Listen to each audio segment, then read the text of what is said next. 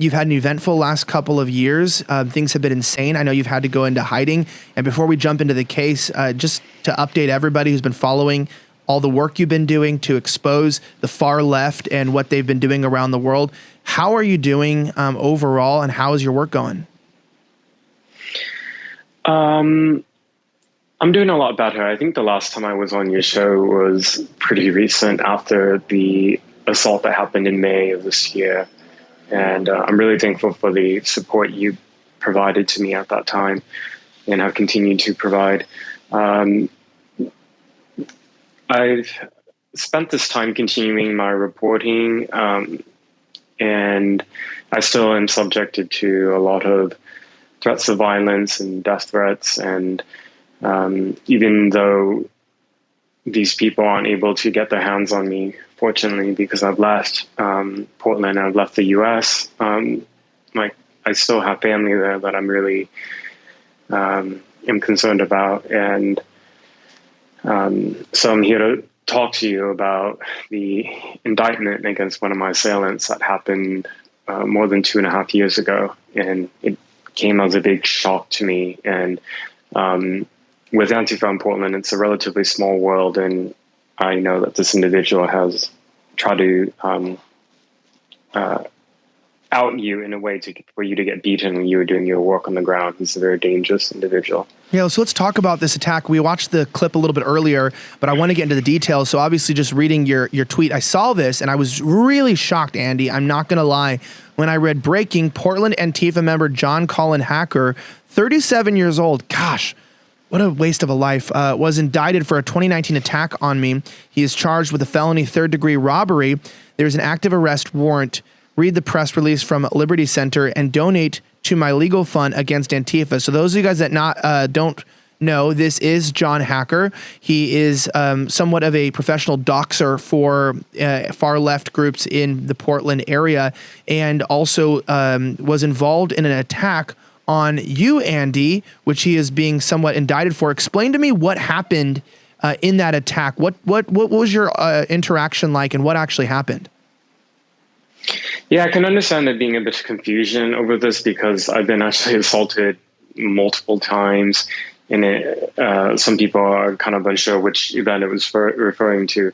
Most people are familiar with the June 2019 attack, where after being punched repeatedly in the head, I had all the drinks thrown at me and I was covered in all this liquid. I was hospitalized with a brain hemorrhage.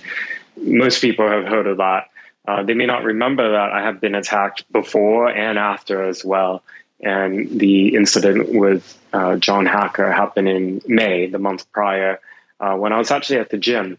I think at that time, I was still relatively unknown. I was going to a big gym in Portland, and it was there that I was confronted and then attacked by John Hacker, and he used violence to steal my phone from me.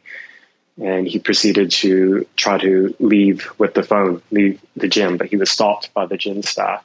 That was immediately reported to police. I immediately left the gym, called police in my car, reported it, was interviewed by police, and they had all the information they needed, because the gym, John Hacker was a member at the gym, so they were able to pass the suspect information to police. And then police and the district attorney's office just sat on it for years, literally.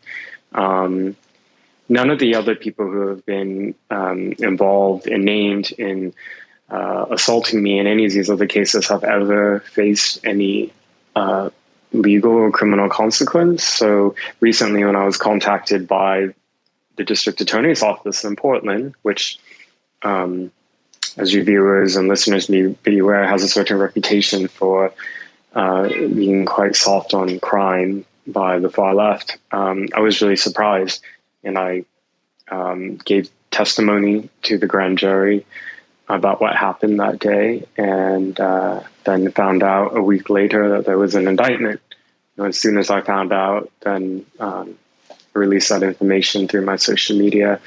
And as of yesterday, John Hacker was arrested on the warrant and formally arraigned, and he was quickly released without bail.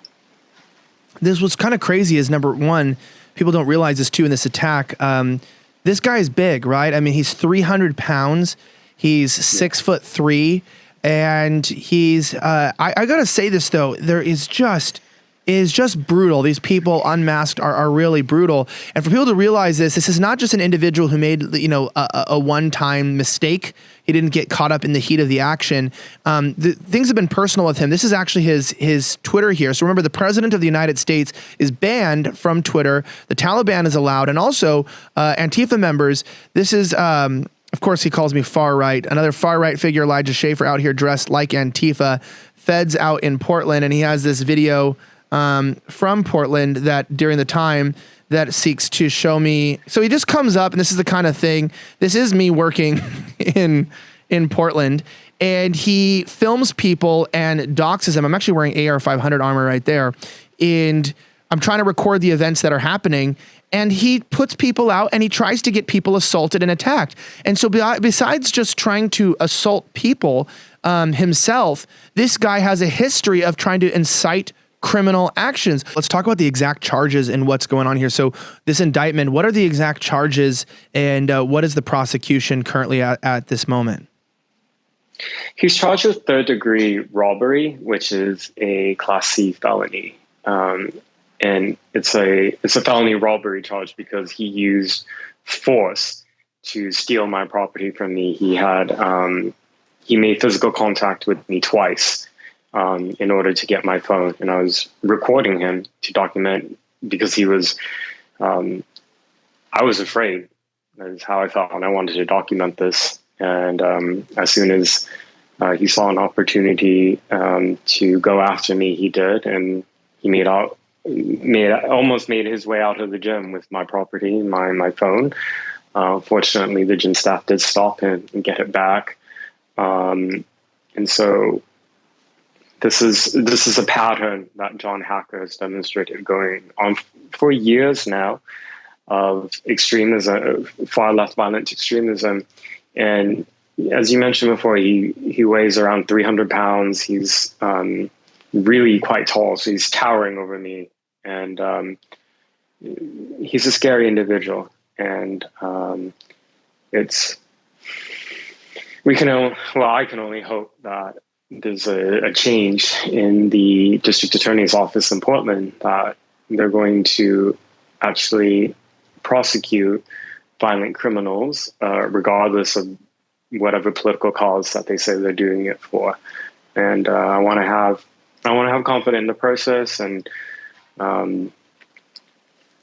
let's just hope that I get at least a little bit of justice. I've been the victim of so many assaults and death threats. I have like more than 24 reports at the Portland police, and at least now there's one individual who's been criminally charged.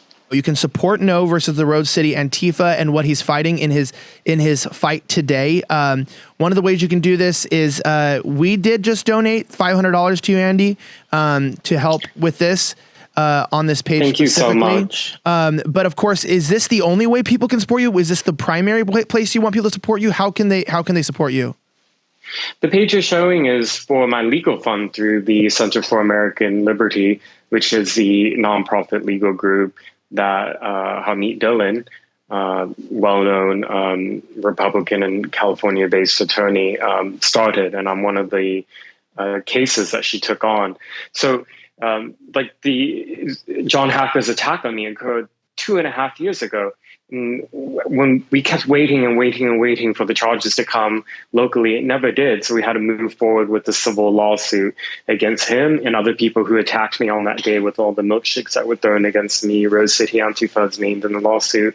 The unglamorous side of lawsuits is that they cost a lot of money, like eye-watering amounts. People don't realize the number of people. That's private investigators. You need multiple attorneys to research and file, and then you have to deal with it. So I have this support to the Center for American Liberty, but for it to happen, it required crowdfunding. So thank you for promoting my legal fund, which is at libertycenter.org. Donate today and help him fight and join in that fight, just like you've helped us fight so many times. We've got to get each other's back when the going gets tough. A great philosopher once said that you can be 2 out of 3 things: liberal, smart, or honest, but you can't be all 3. At Slightly Offensive, we're smart and honest. And if you like this clip, head over to Slightly Offensive YouTube channel by clicking right here, where you can find new episodes of our show weekly. We're bringing you the topics, news stories, and angles that will have you saying, why the hell wasn't I subscribed sooner? Also, don't forget to smash that like button and subscribe to this channel too.